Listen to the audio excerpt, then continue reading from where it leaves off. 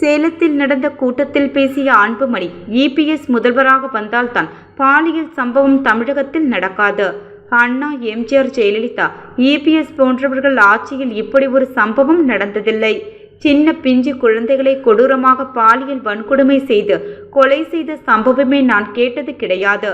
தமிழகத்தில் எங்கு பார்த்தாலும் கஞ்சா, அபின், போதைப் பொருட்கள், மாத்திரை, பவுடர். அமெரிக்காவில் பயன்படுத்தும் போதைப் பொருட்கள் எல்லாம் இப்போது கிராமங்களில் பயன்படுத்துகிறார்கள். பெண்களுக்கு மட்டுமல்ல, உங்கள் பேரனுக்கும் ஆபத்து வரும். தொடக்கத்தில் ஸ்டாலின் பிரச்சாரத்தில் சாதனைகள் பற்றி பேசினார், எடுபடவில்லை. அதன் பிறகு பாஜக வந்துவிடும் என்றார், அதுவும் எடுபடவில்லை. இப்போது இபிஎஸ் பற்றியும் என்னை பற்றியும் இழிவாக பேசுகிறார்கள். கடந்த ஓராண்டு காலம் பாமகவில் நடக்கின்ற குழப்பங்களுக்கு ஸ்டாலினும் அவரது மருமகன் சபரீசனும் தான் காரணம். இவர்கள் மீண்டும் வெற்றி பெற வேண்டும் என்பதற்காக எங்கள் குடும்பத்தில் திட்டமிட்டு குழப்பம் செய்திருக்கிறார்கள். அதையெல்லாம் மக்கள் பார்த்து கொண்டு இருக்கிறார்கள்.